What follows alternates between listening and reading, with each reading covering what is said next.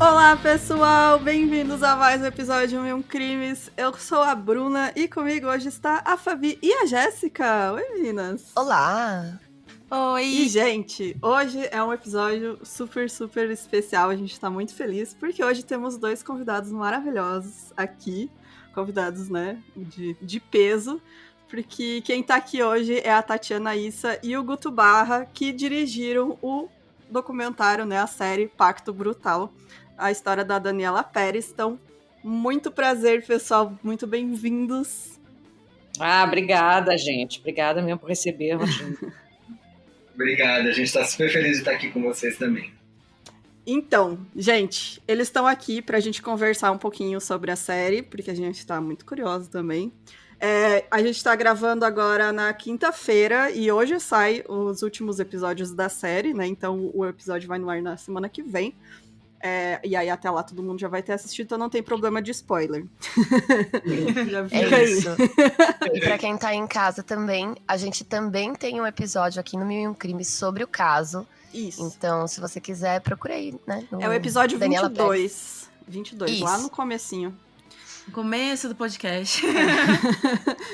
Quando a gente não sabia muito bem o que tava fazendo. Mas... gente, vou começar então, primeiro parabenizando vocês pela produção, que eu tô achando maravilhosa, a produção da série. Obrigada. E, eu adorei também. A minha primeira... começando, né, gente, o caso da Daniela Pérez, que foi assassinada, né, pelo Guilherme de Pádua, foi em 93, né? 92. 92. Enfim, 92, desculpa. E aí... Se você quiser detalhes, assiste a série, escuta o nosso episódio, mas eu queria saber, assim, de vocês, por que vocês tiveram esse interesse no caso da Daniela? O que chamou a atenção de vocês, assim, vocês decidiram fazer esse documentário? Esse caso foi um caso que marcou o país, né? Aquele tipo de caso que se equipara aos grandes casos do mundo, né? Aquele tipo de situação que todo mundo lembra onde estava, né? Eu acho que uma das principais mensagens que a gente vem recebendo desde a estreia da série é sempre a mesma, assim, eu me lembro exatamente onde eu estava no dia desse crime, sabe aquela coisa que impactou tanto, que fica, né, permanece aí no imaginário de todo mundo, né? E esse é um crime que engloba assuntos muito importantes, né? Assuntos que nos interessam serem debatidos, né? Não só, claro, existe aí um contexto pessoal, né? Eu, por acaso, eu estava trabalhando com o Raul Gazola nessa época e eu estava com ele nesse dia e logo depois ele sai à procura da Dani e começa todo aquele périplo, né? Onde ela está, o que aconteceu, ela não chegou, ai meu Deus e tal. E depois eu vou no velório, né? Vou ao enterro. Então, claro que para mim, eu tinha 19 anos na época, aquilo me marcou, num ponto de vista pessoal, profundamente, não só por estar ali de alguma maneira. Eu sou amiga, era muito amiga na época também, sou até hoje, da prima da Dani. Então, estava ali do lado dela naquele velório. Então, assim, é óbvio que, no ponto de vista pessoal, aquilo marcou profundamente, né? Uma experiência que você que não tem igual, né? Você presenciar aquela dor de perto, né? Você tá ao lado daquela família. Podendo perceber a dor daquelas pessoas de uma maneira muito profunda e muito próxima, né? Então aquilo foi muito marcante. Mas tirando todo o ponto de vista pessoal, como documentaristas, Guto e eu, né? E a gente tem aí um histórico como documentaristas muito longos, né? De projetos e muitas, né? Filmes e séries e tal. Então, como documentaristas, é uma história muito rica para você contar, né? Então, mesmo que não houvesse aí nenhum ponto pessoal, né, de eu ter me aproximado ali por acaso daquela dor, como documentarista e como mulher, já era muito interessante e muito importante e necessário que eu falasse, né, sobre tudo que se diz aí nessa série, nesse crime, né, que engloba tantas coisas, o feminicídio, o machismo, a estrutura social. Enfim, né, é muito assunto para falar. E o Guto, que vem de um background do jornalismo também, e que assina o roteiro, era muito importante também, né, Guto? Eu acho que foi uma coisa que o Guto também mergulhou de uma maneira muito profunda. Eu acho que, assim, fora a questão legal do caso e o choque, né, era um caso que também deixava a gente muito curioso, porque tinha todas essas discussões que davam para a gente trazer, né? Que é sobre como a mídia cobriu o caso, como a versão machista foi sendo proliferada. E, acima de tudo, também a história da Glória, né? Porque a Glória, não só ela foi um exemplo ali de força e, né, uma pessoa inspiradora, assim, de atravessar aquilo tudo, mas ela teve uma voz muito ativa na investigação, né? Quem não assistiu ainda, o episódio 3 é inteiro dedicado à luta da Glória durante ali as investigações, né? A partir do dia seguinte do enterro, ela já sacou que se ela deixasse o caso na mão da polícia e deixasse se espalhar essa narrativa machista e assim, centrada nesses vícios do patriarcado, ela sacou que o caso não ia ser resolvido e que a Daniela ia ser colocada como, de certa forma, culpada na história, né? Então, a nossa preocupação era muito essa, assim, era trazer todas essas camadas que acabaram ficando meio esquecidas com o tempo, sabe? Sim. Bacana. Eu acho que esse caso, né? Eu tinha 3 anos de idade em 1992. Mas é impressionante, assim, como eu lembro disso. Ele foi gigante. E eu lembro que é um dos primeiros... acho que foi um dos meus primeiros contatos com true crime mesmo, sabe? Eu acho que ele é muito marcante. Eu sempre fui fascinada por esse caso. Tanto que eu falo isso no nosso episódio sobre o caso, né? E conforme o tempo vai passando, né? E a gente vai aprendendo mais sobre essas estruturas sociais, né? Eu acho que esse é um caso que até hoje ele é muito relevante, né? A gente estudar ele e analisar como a mulher, principalmente, né? Ela acaba sempre sendo colocada ali como a própria culpada, né?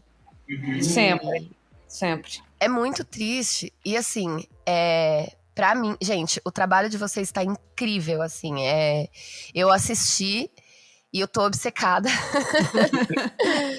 Eu adorei, assim, tudo, né? E acho que pra mim ali, uma das coisas que eu vejo que mais me deixam, acho que obcecada mesmo com essa psique, né, de onde o ser humano pode chegar, né? Acho que ali o Guilherme de Pádua indo consolar, né, o Raul Gazola, a Glória. Isso pra mim ali é tão bizarro, é tão surreal. Chocante, realmente. E sabe o que é interessante também? A gente tem, ao mesmo tempo que você tem essa coisa toda aí do, né, isso que a gente estava falando, da vítima ser colocada, né, como culpada e tal, durante o caso, foram sempre as mulheres que conseguiram rebater as narrativas, né? Então, assim, você teve, as jornalistas mulheres foram as que foram lá, entraram na sala do delegado e bateram no pé para dizer, olha, isso aqui tá errado. Aí teve a escrivã, aí teve a deputada que abriu uma comissão para investigar a polícia. Aí, obviamente, né, a Glória, junto com a mãe da Miriam, que era outra menina que foi assassinada na época, elas se mobilizaram para mudar a lei, junto até também com o apoio das mães de Acari. Quer dizer, é uma história que é inteira permeada também por essa luta de mulheres fortes de falarem assim, não dá para deixar a coisa como tá. Bora mexer nisso aí. Uma pergunta que eu ia falar é que, assim, uma das coisas que me lembrou é que a gente tá vendo ultimamente questões de revisão de crimes sobre uma perspectiva feminina. Principalmente eu vejo isso em quem produz true crime, não somente, mas quem produz conteúdo no geral que tem alguma relação com crime. Uma das coisas que me remeteu, né, sobre o apontamento de machismo e tudo mais, não sei se vocês já ouviram, que é um podcast chamado Praia dos Ossos. Claro. Que fala que é incrível aquele podcast, né? Sim, é maravilhoso. Então, Por que me remeteu, né? Porque a gente, tanto naquele caso quanto o caso da Daniela Pérez, a gente vê uma massiva... A maioria, né, dos jornalistas homens, né, narrando aquele fato, né? Então, quando a gente vê uma revisão com mais mulheres, a gente percebe uma perspectiva diferente. Vocês acham realmente que trouxe... por exemplo, ter na direção uma mulher, ter mais relatos de mulheres, essa visão diferente do caso da Daniela? Com certeza. Com certeza. Com certeza. Eu acho que a gente está revisitando muita coisa, né? Acho que historicamente agora a gente começa a olhar com outros olhos, né? A gente está lutando contra muitos anos, séculos, né? De uma cultura masculina, né, machista, né, que coloca a mulher em posição ou submissa ou de culpada, né, na 90% dos casos, né. Então, quando a gente olha com outro olhar, né, e era muito louco, porque, por exemplo, a gente entrevistando os delegados e enfim, as pessoas todas do crime, né, você vê isso, né, como eles não enxergavam na época o que eles estavam fazendo, né, mesmo que aquilo era, né, uma posição extremamente incorreta, né, naquela ocasião de approach, né, de como lidar com as coisas, né, é muito louco mesmo. E quando você tem uma mulher questionando, peitando, isso traz um desconforto muito grande, né? Os homens não estão acostumados a serem confrontados por uma mulher, questionados, perguntados, cutucados. Eu acho muito importante, assim, a Glória Pérez, né? Ela é uma mulher tão forte, né? Ela é uma mulher gigante, né? Ela tem toda essa força, ela conseguiu mudar essa narrativa, porque realmente, como você disse ali no episódio 3, se não fosse a luta dela, eu acho que acabaria sendo mais um caso, sabe?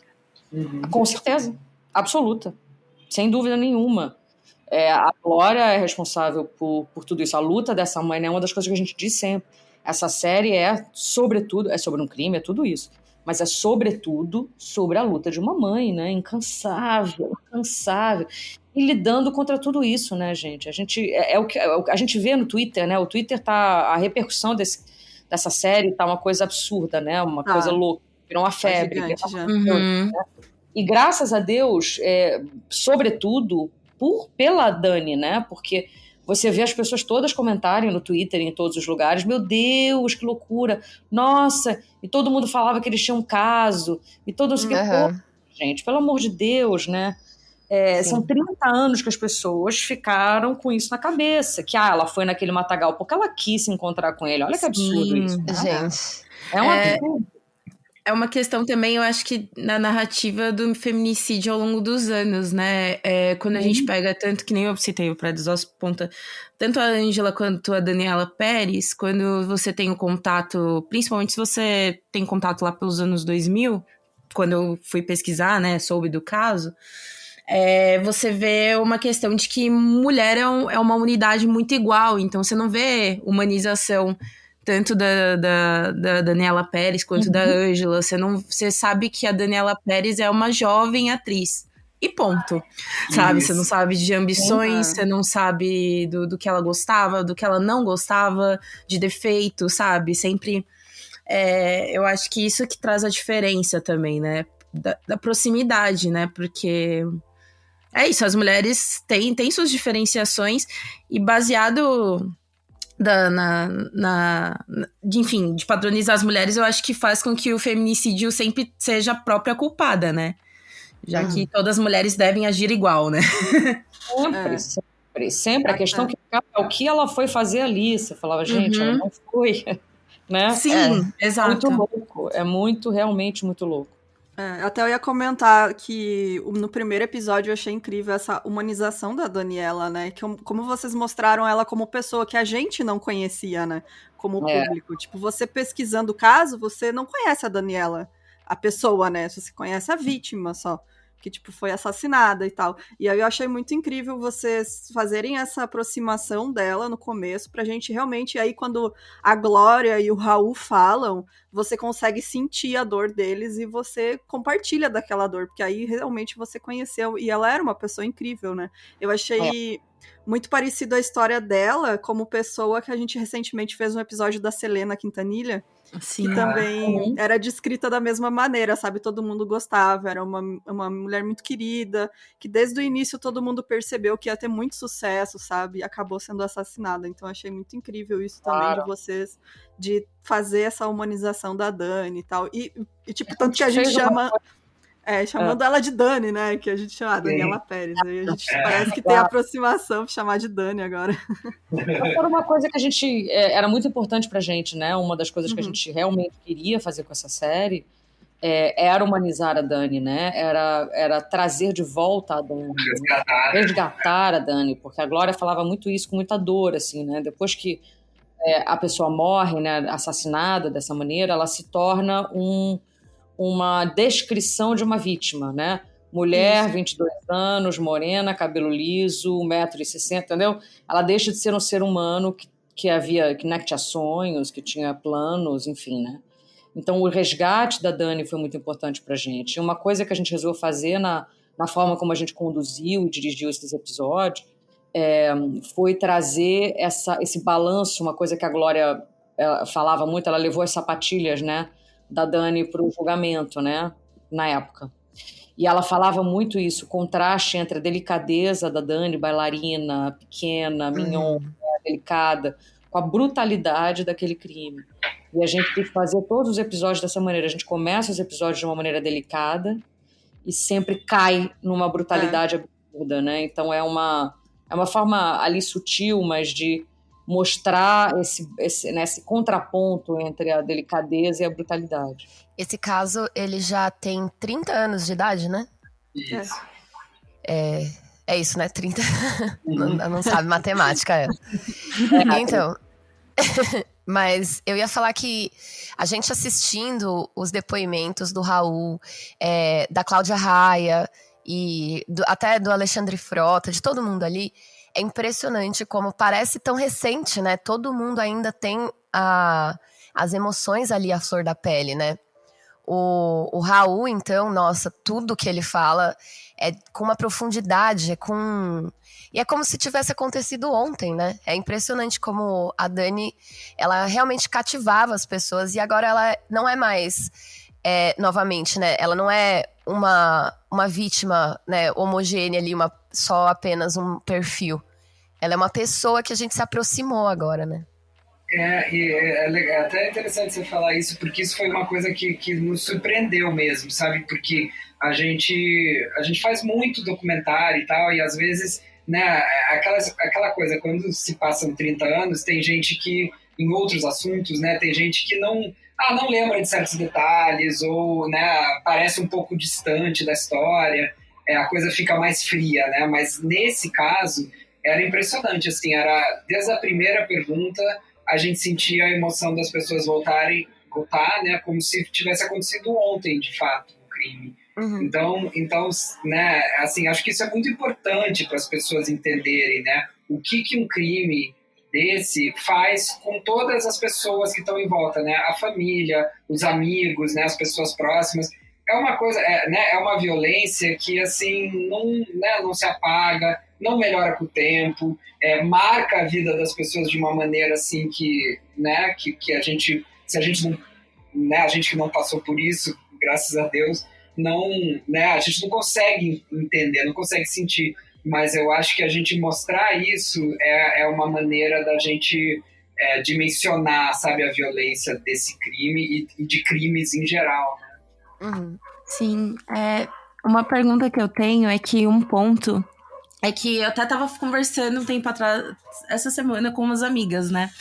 Que uma coisa que acontecia muito no jornalismo nos anos 90 é que, enfim, dependendo da cobertura, mas a maioria das coberturas não tinha, às vezes, base, fonte segura, e eles faziam uma grande ficção, né? Sobre aqueles casos, né? Então, como que foi, principalmente para vocês que estão cada vez mais próximos, né, do que foi a realidade, ver essas coberturas de espetáculo, de fofoca, de completa ficção sobre o que estava acontecendo, né?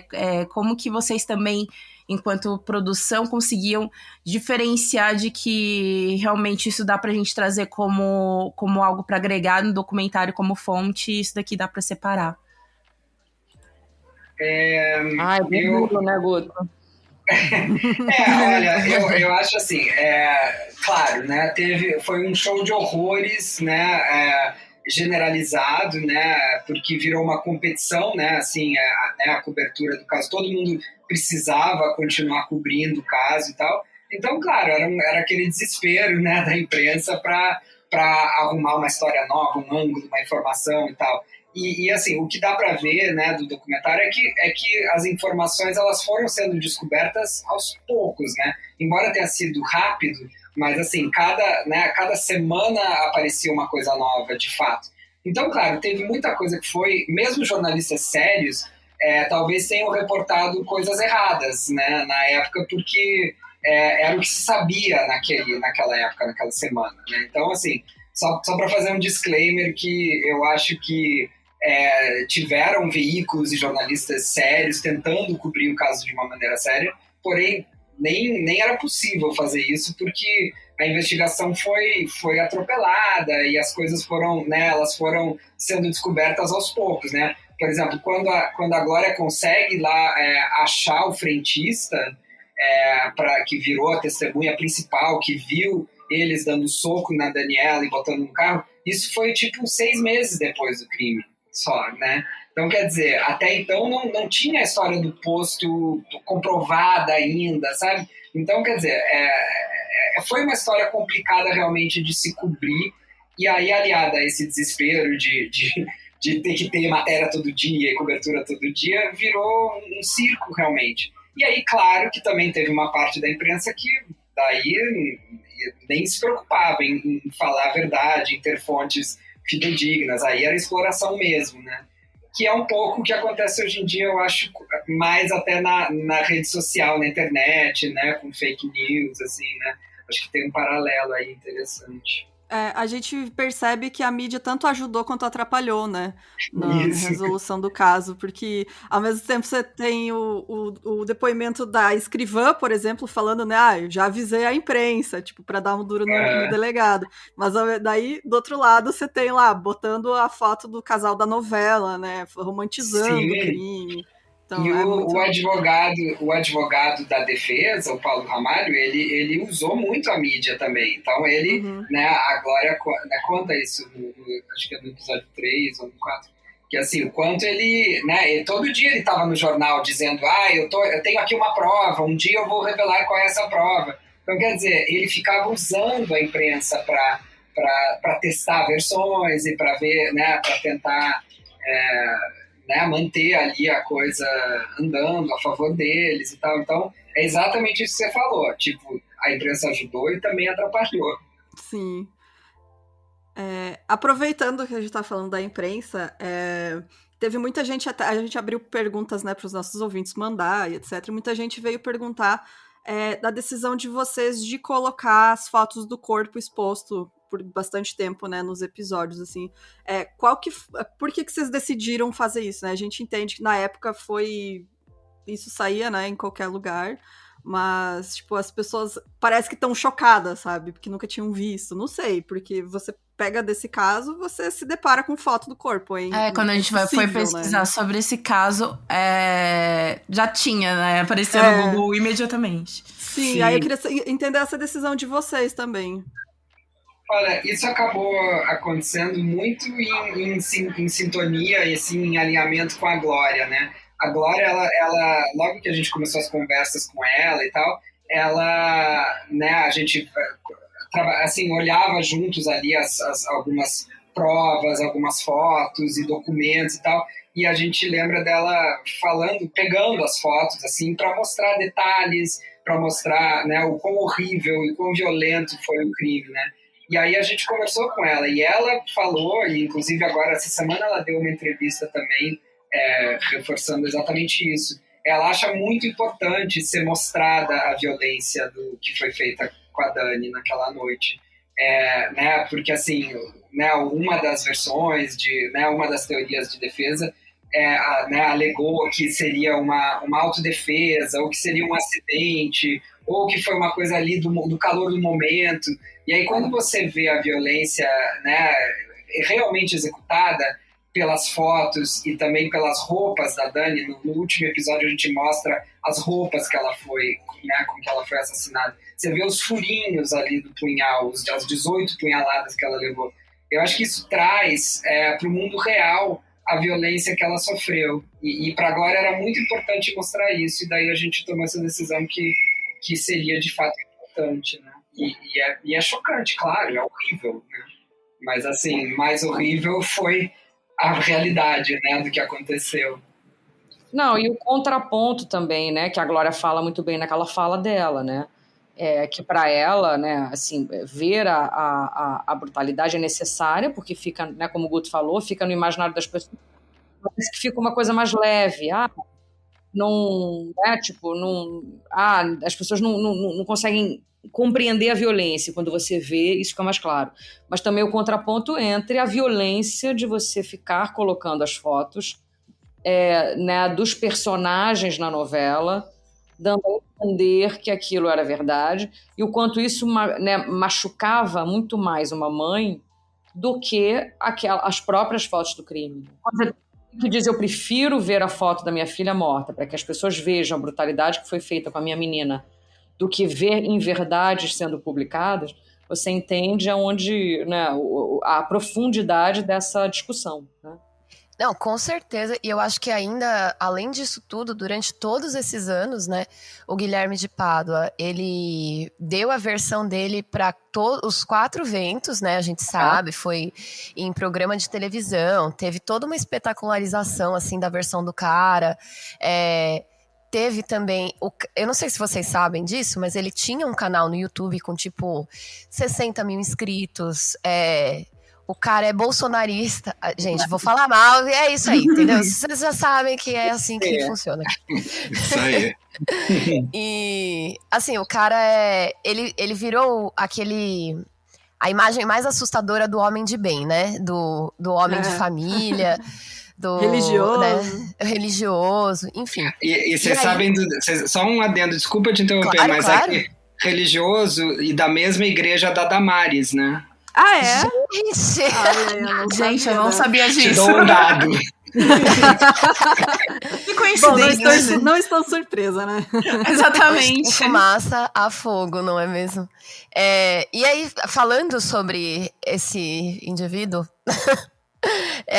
a gente viu aí no Twitter esses dias, né, um cara falando que não ouvir o Guilherme de Pádua seria um perigo, né? Que deveriam dar voz para ele, entrevista. Gente, eu não acho que deveriam, tá? Eu acho que se eu falar o que eu acho do Guilherme de Pádua, a gente vai ser processada. Então, eu queria só que vocês desenvolvessem um pouco sobre a questão de não deixar que o Guilherme, ou a defesa, ou até a própria Paula, que eles se manifestassem ou tivessem nenhuma parte no documentário, porque eu acho importante também. Quer dizer, eu não acho importante que eles participem, eu acho importante que vocês falem sobre isso. Tati, começa aí. Não, é o que você falou, né? Eles estão no documentário. É importante que fique claro que não é que a gente não estejam, eles estão, né? E eles falam bastante. Justamente porque durante 30 anos eles tiveram todo o espaço que eles quiseram e que puderam ter, né? Foi-lhes dado todo o espaço, sempre, durante 30 anos, né? Então, durante 30 anos, essa história foi ouvida sobre um ponto de vista, um viés de quem estava vivo, deles, né? E a gente usa todas essas entrevistas que eles deram, né? Ao Bial, à Glória Maria, ao Ratinho, enfim, né? A todas as publicações, jornais e né? Noticiários e programas de TV. Então, estão lá, né? Durante os 5 episódios, eles dizem, as versões deles, inclusive, são contadas. A gente não tirou essas versões, a gente não tirou a voz. A gente só não deu espaço, porque a gente não poderia criticar o que a imprensa fez e fazer a mesma coisa. Com certeza. A gente já tem 30 anos de espaço dado a eles. Agora chegou a hora de dar espaço ao outro lado, né? E é isso, a gente jamais poderia criticar que a imprensa deu, né, espaço para versões, para inverdades, para coisas que foram sendo perpetuadas durante 30 anos, e a gente chegar no nosso documentário e fazer a mesma coisa, né? Com certeza. Alguém postou esses dias uma coisa curiosa assim, a respeito disso, né? No Twitter, em algum lugar, que era assim, mas, poxa, por que não ouviram eles, não sei o quê, papapá. Claro, olha, porque nem sempre você precisa dar voz ao outro lado para contar uma história, né? Outros lugares do mundo fazem isso, né? Sempre há muitos anos, né? Você vai fazer um documentário sobre o nazismo, você não vai dar a história, né? Você não vai dar espaço ao nazista. Você vai fazer um documentário sobre tortura, você não vai dar espaço ao torturador. Vamos ver o que o torturador tem a dizer, né? Você está contando uma coisa sobre um viés. Então, assim, né? Eu acho que a gente optou por um viés e mesmo assim, e ainda assim, eles estão lá e o que eles dizem e disseram é ouvido através das entrevistas em imagem de arquivo. Agora, abrir espaço, entrevistá-los para ouvir mais uma vez as histórias que já foram ditas ad infinitum durante 30 anos, a gente não achou que era o caso e a gente optou, como documentaristas, por seguir dessa maneira, não dando espaço a eles nesse momento, neste documentário, para a gente, né? Uhum. Certíssimo, muito acertado. E a outra, eu acho que também o que é importante lembrar é que, assim, eles tiveram todas as chances de assim, contar as versões deles e aí apresentar provas para corroborar essas versões. Só que eles não conseguiram, eles não apresentaram provas no julgamento, né? Assim, não, né? As teses da defesa, elas nunca trouxeram nada que convencesse os jurados que votaram para condená-los, né? Então, assim, é muito fácil você falar em dar voz quando você tem, né, toda uma tese da acusação que era recheada de provas irrefutáveis, né, com testemunhas, com, né, assim, o fato, né, por exemplo, do horário que eles saíram de casa foi corroborado pelo porteiro, foi corroborado pelo câmera que passou e viu o volume lá no carro, ela escondida no lençol, depois foi corroborado pelo horário que a placa foi anotada, depois a pessoa que viu saindo, então assim, a versão, né, que serviu para condená-los, ela é cheia de provas, e as versões que eles contam, elas não têm provas, não tem prova nenhuma, né? Então, assim, é mais um motivo que eu acho que assim, não adianta abrir esse debate de novo, né? A nossa ideia nunca era assim, vamos tentar reabrir o caso. Se eles aparecessem com provas, né, e que realmente fossem capazes de provar alguma coisa que eles estão dizendo, talvez, mas isso não é, né? Não é o caso. A gente percebe que não mudou o discurso, né? Desde aquela época ele se coloca como vítima, né? Que ele foi uma vítima da mulher sedutora, que ele foi obrigado a assassinar ela, tipo, não mudou o discurso, né? Tipo, vocês darem voz pra ele agora se ele tá falando a mesma coisa de 30 anos atrás, né? Ele tem espaço, né, gente? Desculpa interromper, mas por exemplo, que nem eu acabei comparando, né, com a Praia dos Ossos, mas, por exemplo, no Praia dos Ossos tem a entrevista, né, com o Doc Street, né? Mas eu acho interessante lá, porque é um cara que não sei quantas décadas não falava sobre aquilo, né? E a gente também estava falando sobre um contexto de época, né? Enfim, que também é falado dentro da Daniela Pérez. Mas o Guilherme, eu lembro quando ele saiu da cadeia, deu entrevista no Ratinho, que eu lembro que eu vi, sabe? Isso. Ele onde ele quiser na imprensa, ele tem um lugar, porque, obviamente, sendo um caso super famoso, né, a galera vai dar o espaço.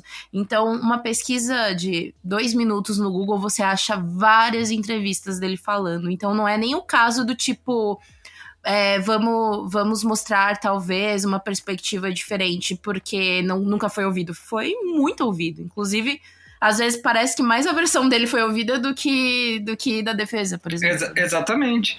E, por exemplo, eu acho que um dos momentos mais marcantes da série, assim, por incrível que pareça, é o trecho do julgamento da Paula, onde o juiz está questionando ela, né? Assim, porque ela mantém que ela não estava no local do crime, que ela estava no Barra Shopping. E o juiz pergunta para ela de várias formas, né? Mas você não consegue ninguém que prove que você estava lá, você não comprou nada, você não tem um recibo, você não teve com ninguém, né? Ela ficou 8 horas, né? Ela alega que ela ficou 8 horas passeando no Barra Shopping e não existe nenhum sinal. E eles tiveram 4 anos para procurar essas provas, enfim, né? Para tentar achar alguém, e não conseguiram. E aí o juiz até comenta né, e assim, os promotores, eu acho que comentam que ela, né, ela não tinha, nem na fala dela, assim, um tom convincente de quem tá falando a verdade, né? Então, assim, é muito complexo quando você vê, né, poxa, você tá ali sendo acusada de um assassinato, que você tá dizendo que você não cometeu.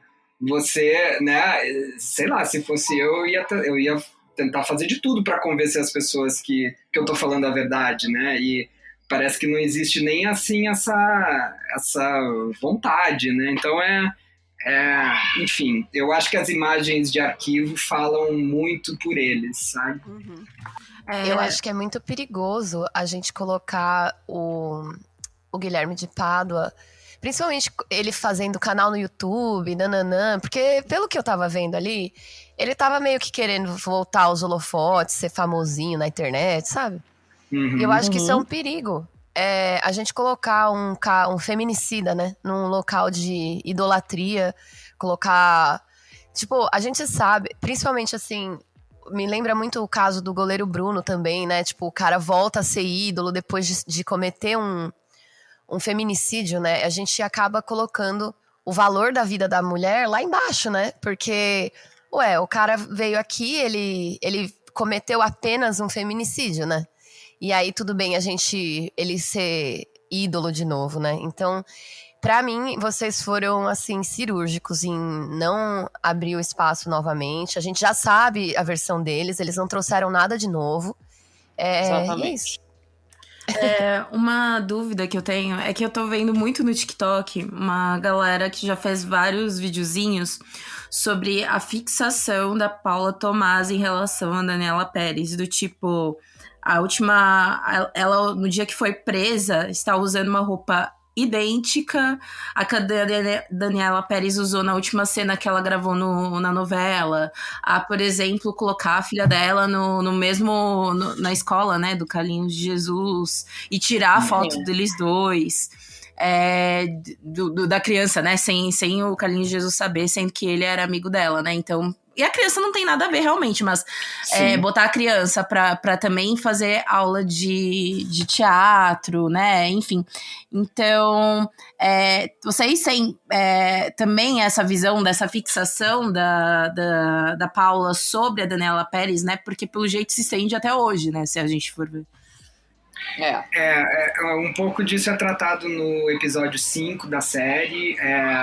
A gente trata um pouco disso, a gente não quis se estender muito, porque realmente o foco do nosso documentário no caso, nos autos do processo, né, do crime, né, mas tem várias historinhas ali escabrosas, né, sobre isso e tal.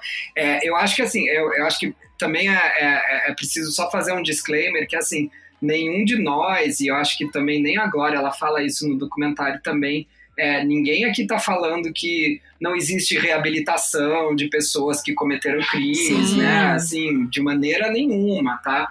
Mas é que tem circunstâncias e circunstâncias, né? Uhum. E quando você tem né, pessoas condenadas por um crime, que daí atuam como se não...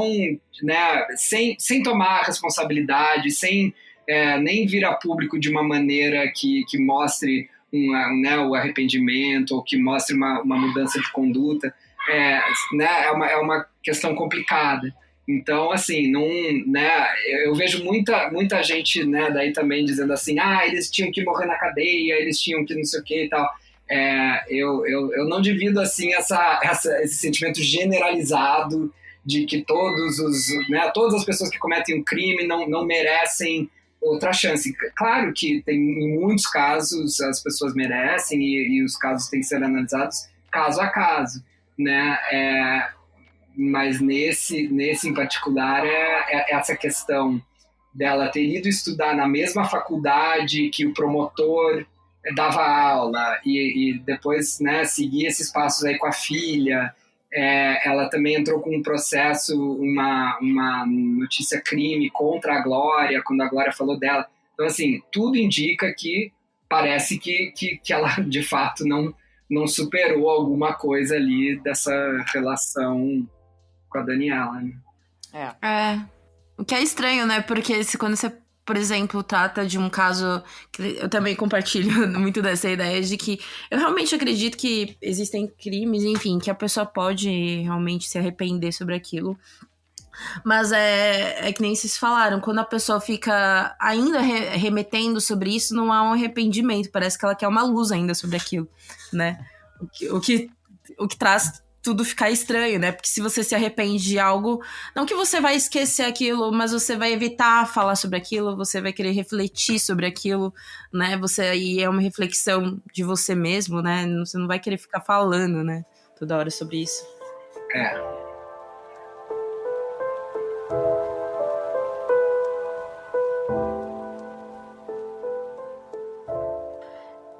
Mudando um pouco de assunto, uma coisa que me chamou muita atenção nos primeiros episódios, até eu vou perguntar, então, abrangendo para os próximos, que a gente ainda não viu, mas que o pessoal já vai ter assistido. Como quando a gente pesquisou, a gente não tinha conseguido achar tanta informação assim, mas como a polícia da época lidou com o caso, né? Que é uma coisa que sempre acontece, né? Ainda mais nos anos 90, recém saiu da ditadura ali, né? O Brasil. A polícia ainda tinha aquele jeitinho de operar, né? E aí é muito impressionante como a gente vê que é um padrão, né? Que eles seguiam na época, que tem até hoje, que a gente sabe. O Guilherme confessou, beleza, a gente tá feito o nosso trabalho, a gente não precisa fazer mais nada, sabe?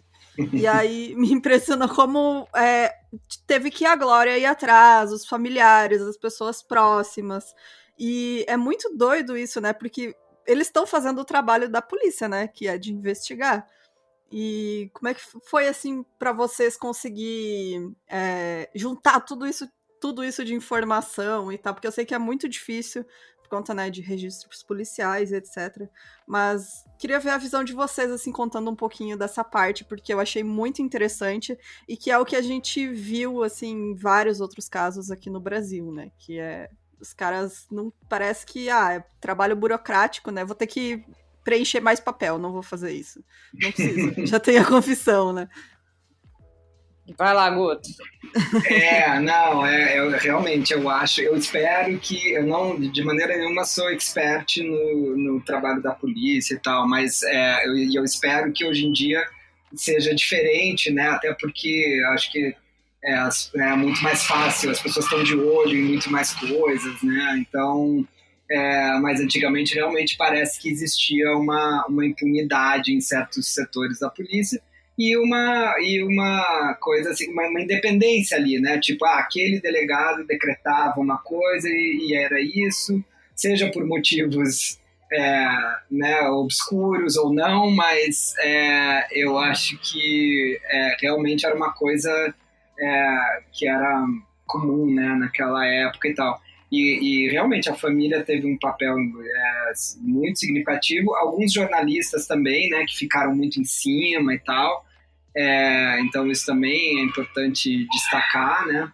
E é muito revoltante você ver isso, porque, claro, né, aqui a gente está falando de uma família que teve os recursos para fazer isso, que teve, né, a Glória pôde se dedicar, né, ela tinha esse tempo e tal, mas e como que fica nos casos de pessoas, né, mais pobres, pessoas que não conseguem, né, que não poderiam estar fazendo esse trabalho, ou que não seriam ouvidos também, né?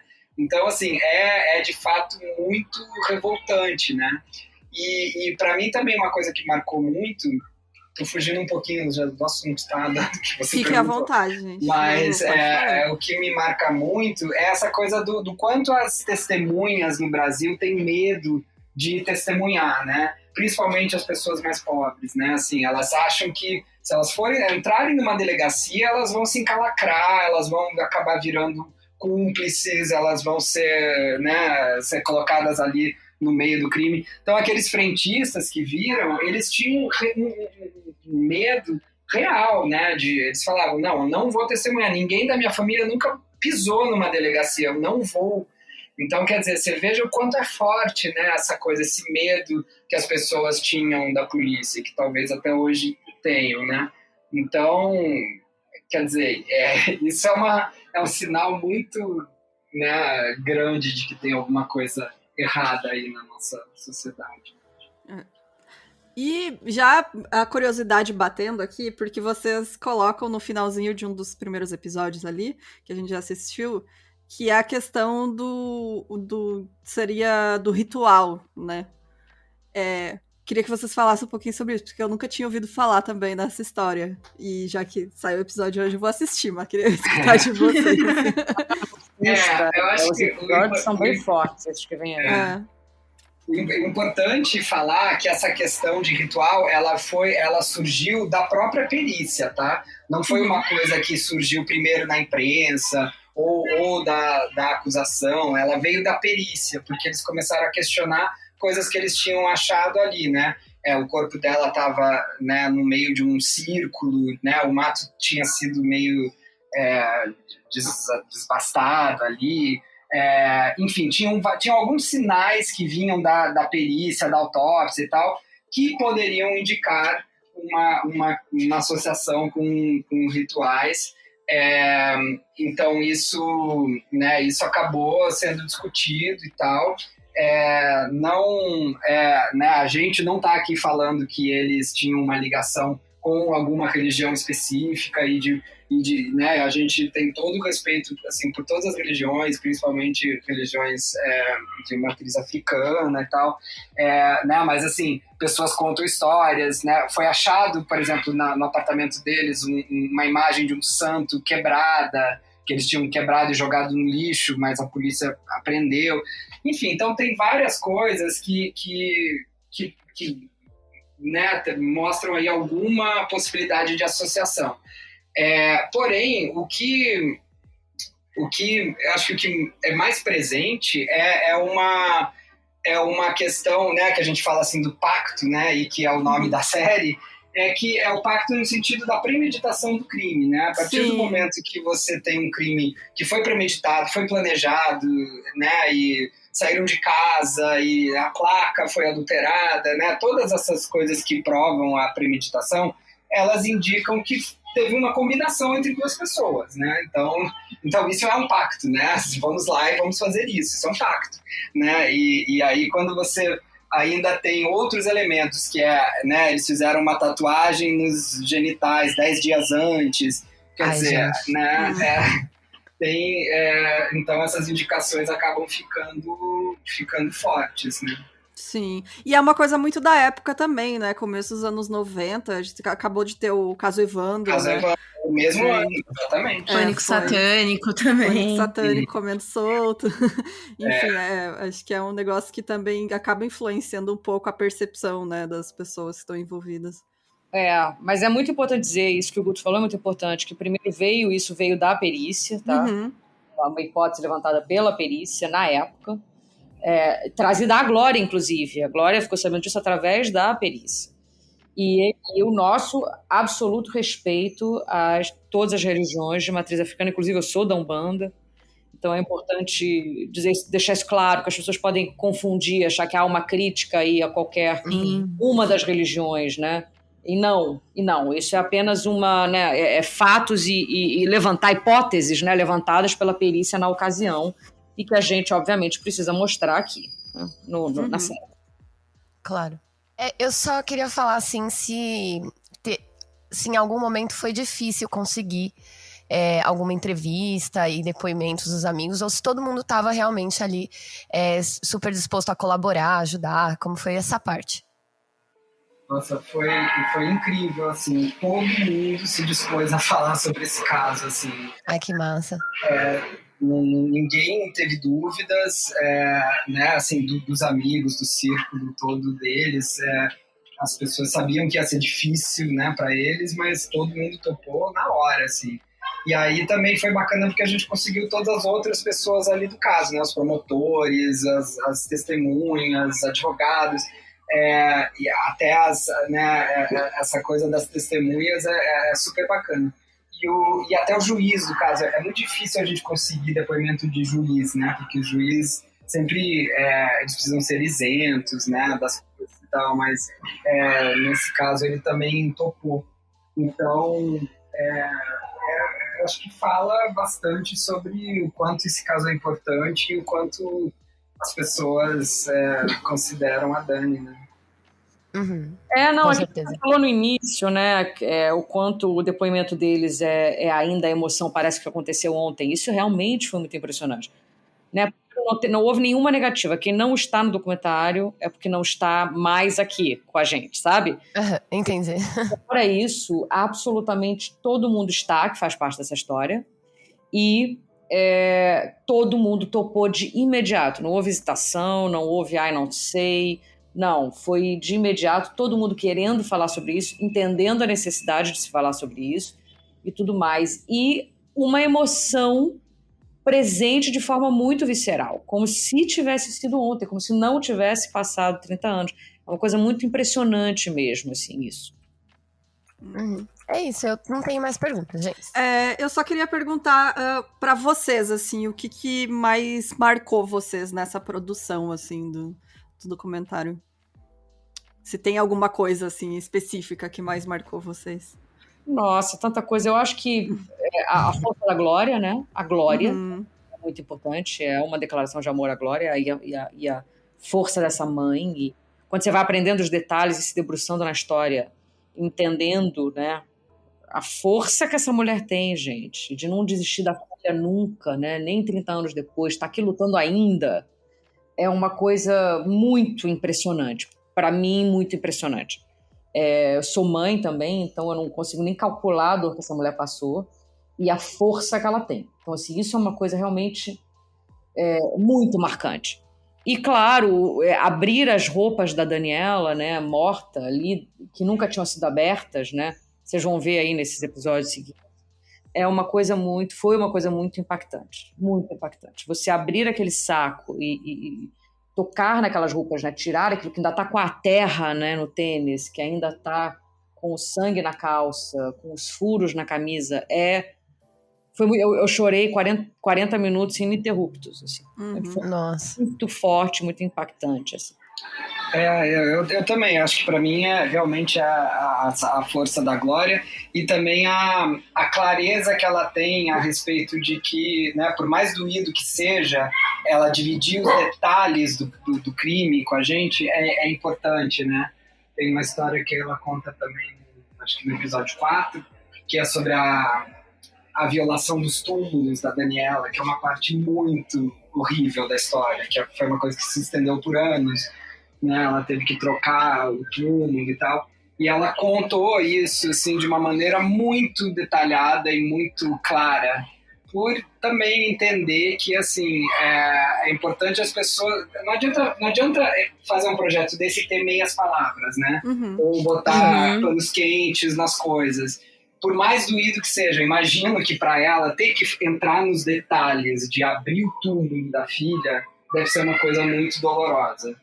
Mas ela tem uma clareza, assim, do que, sabe, do que é necessário para as pessoas entenderem a dor, que é realmente impressionante. Então é isso, gente. Muito, muito obrigada de novo pela presença de vocês. Imagina, obrigada a vocês. Obrigada a vocês, é uma honra gente. ter vocês aqui. Muito, muito bacana mesmo. Parabéns de novo pelo sucesso, pelo trabalho incrível. Tá muito bom maravilhoso. mesmo. O documentário tá, assim, eu lembro que quando a gente recebeu os 2 primeiros episódios pra assistir, eu acho que eu fui a primeira de nós a assistir, né? E eu falei pras meninas, assim, né, no nosso grupo, eu falei, gente, Eu amei o documentário. Eu adorei, assim, um trabalho impecável de vocês. Eu já falei, né? O caso da Daniela, pra mim, foi um dos meus primeiros contatos com true crime, assim. Então, ver esse caso sendo explorado de uma maneira tão genuína, sabe? Tão... E bem feito, né? Sem toda aquela narrativa que a gente tá cansada de ouvir, né? Pra mim foi muito gratificante. Gente, muito obrigada. Imagina, obrigada a você. Obrigada, a vocês, a todas. Obrigada mesmo, gente. Então é isso, gente. Obrigada, até mais. Escutem, assistam. Assistam no podcast, né? Assistam, então, o Pacto Brutal na HBO. E comentem aí o que vocês acharam da série também. Valeu, E se pessoal. vocês quiserem deixar as redes sociais de vocês também, gente. Para divulgar o trabalho de vocês. Não sei se vocês... É na HBO Max, né? Acho que dizer lá. E, claro, né, que a gente tá em todas as redes sociais, né? No Instagram é Tatiana _ né? Issa _ e o site da produtora é producingpartners.com. Beleza. Obrigada, então, gente. Até semana que vem. Beijo.